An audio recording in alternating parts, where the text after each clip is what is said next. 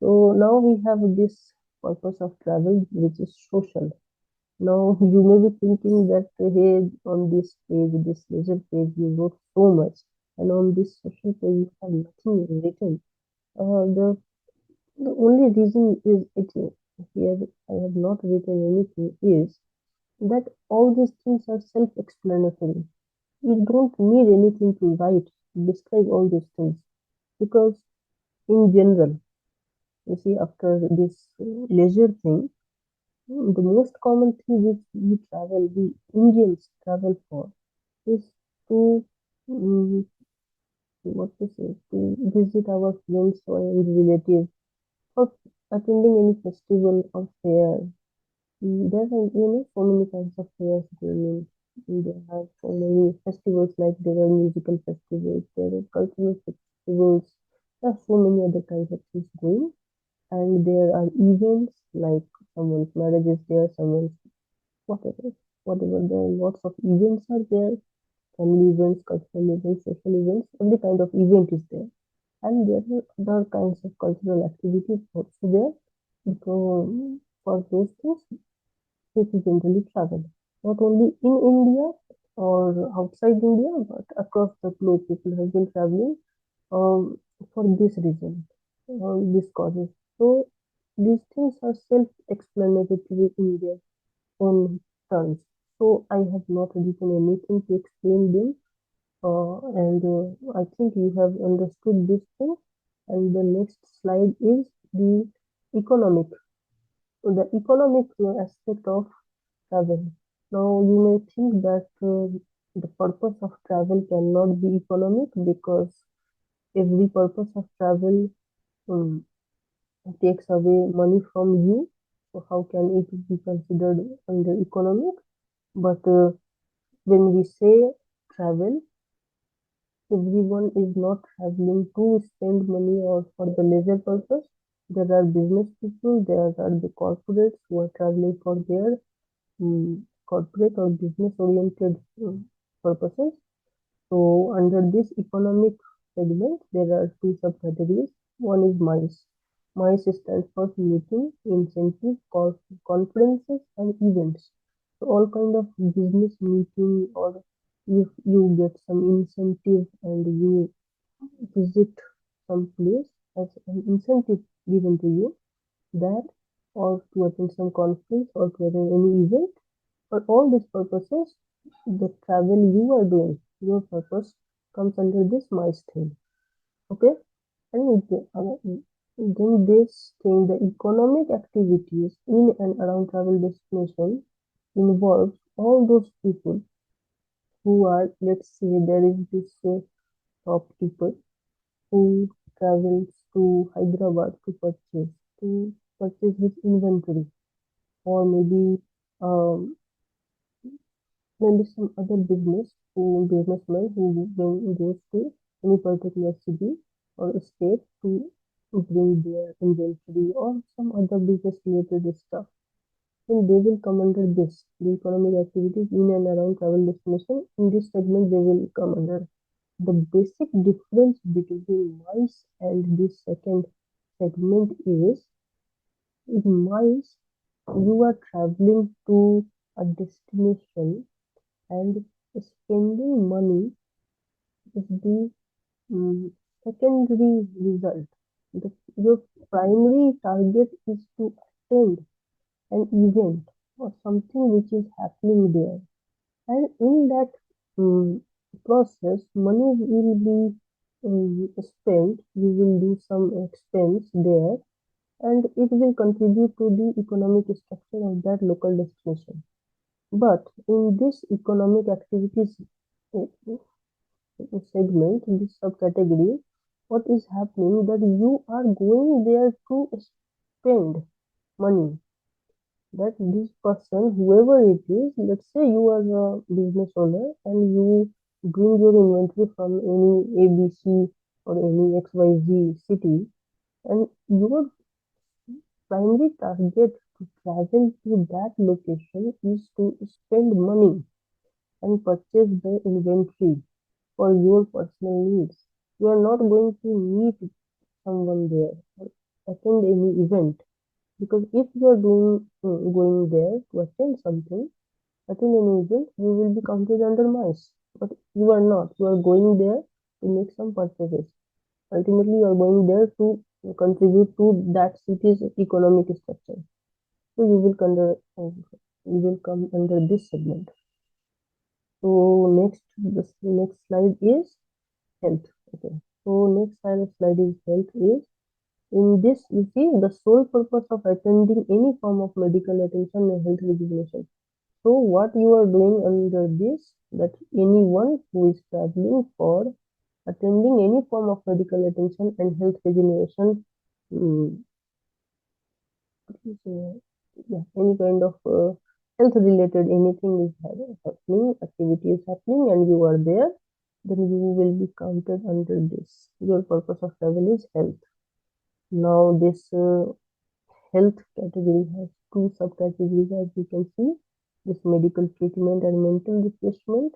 This medical treatment what we say concludes or involves all this, whatever it is written here. First, the allopathy, which is the modern medicine system, which we like everywhere it is there. The allopathy, we all know it. The second is the Ayush, which is the Indian medicine system. Ayush stands for first is Ayurveda, which is native to India. Then there is yoga and naturopathy. Yoga is native to India. We know that. Naturopathy is native to Europe. I don't know in which country particularly, but it has come from Europe. And then there is yoga, which is native to ancient Greece. Then there is Siddha medicine, which is native to Tamil Nadu, India. And there is this homeopathy, which is native to Germany. So when we write all this, the AYUS, it becomes Ayush, the Indian medicine systems, and all of them are still practiced in India. Like if you research about them, we all know Ayurveda, yoga, and homeopathy is there, but Siddha medicine and Unani is also there. You have to not do very deep research, but you can read about these things. These things are there, and this the traveling is specifically for mental refreshment, which is non-medical in nature, is also counted in this. Now you will say that what is this non-medical mental refreshment? So non-medical mental refreshment is simply you are traveling to get some mental refreshment, you are exhausted from your day-to-day life, and you want to visit some place to get mental peace, and it will eventually boost your health, mental health, emotional health, your physical health, everything will be boosted without the involvement of any form of medical attention. So it becomes non-medical mental refreshment. It is also counted under this health thing. You will see many places are there across globe in India. So they are marketed like if you visit this place, you will get the ultimate mental peace and blah blah blah. All those things come under this thing, mental refreshment. And then we have one more. This purpose of travel is education and research. So, whenever someone is traveling for school, I am not saying that you are going from your home 10 minutes walk to the school. That is not.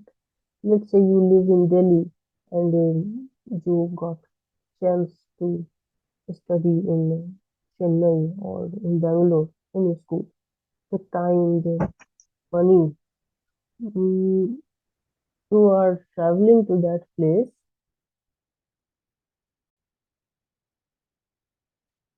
Yeah, you are traveling to that place for your educational purposes, then it will be counted under this. The educational purposes include schools, colleges, university, students exchange program, or any form of training and development. You will be counted under this, the education thing. Similarly, if any form of experts, all those scientists kind of guys, those experts, if they travel for research and study purpose, like someone is going to study a volcano, and you might have seen those videos where people they are basically experts. We can think that some random guy is doing some shit around a volcano, but they are doing their research, and they are the experts doing deep oceanography. The deep ocean-based studies are there. They are doing, and all kinds of things are there. There is something called Snake Islands in Europe. I don't know, in Pacific. Yeah, in Pacific there is an island called Snake Island. This tiny island has only snakes, no residents, no human being lives there. Only snakes and all forms of the snakes, all poisonous snakes are there, and only experts are allowed to go there. So who these experts are? These experts are there who are studying those things, and their travel is their purpose of travel is education and research. This travel is also considered and involved in the tourism spectrum. Tourism spectrum is huge. So, and now the last thing, which is very much notable mention. You see, the another notable mention here is ethnic tourism. You see, most people, if they mention about ethnic tourism, they will say that this is part of cultural tourism, because what you are doing here is that you are going to some place, meeting some local communities over there who have mastered some skill. They have got expertise. Like they have this traditional thing that they make a certain art form or a certain what to say commodity which is prepared by them only. Nowhere on the entire planet you will find it. Only they make this thing. This is ethnic, and you will experience that. You will learn from them. You will practice it, and you will. I won't say you will master it, but you will learn how to do that, how to make it, how to operate it directly from the manufacturers, not the business manufacturers, but the community who have kept this thing alive till the date. From them, you learn and you imbibe this thing. This process is called ethnic tourism, because your interaction is not, uh, you are not interacting with any travel guide or tour operator or any third party. You are directly interacting with the local communities, the ethnic communities. One good example of this is, let's say no, it is a fact, in the city of Kannauj in Uttar Pradesh, India, there are huge, the perfume, it is called perfumery, I guess. So the whole city is known for making perfumes. Now let's see, or you know Kallaripayat, the ancient martial art from South India, Kerala. Let's say a German or a French, or someone like that, a foreigner, comes to these places and tries to learn from those local people, the ethnic community. If they learn from them these skills and they document it, then their purpose of travel will be counted as ethnic tourism, because they experienced the thing from them and also learned it. It will be considered under education and research, because they learned it and they also documented it. So it will be counted under education and research. But some people consider it as a part of cultural tourism, because what the host, I mean, the foreigner or whoever is coming, they are the guest. What the host is offering is cultural in nature, like making of this perfume is a cultural thing, or this Kalaripayat or whatever art form. This is cultural in nature. So what I am offering to you, if I am the host and you are the guest, what I am offering to you is cultural. But what you are trying to learn, or what you are trying to obtained from me is part of your education and research. So it is the same thing like the two sides of a coin thing.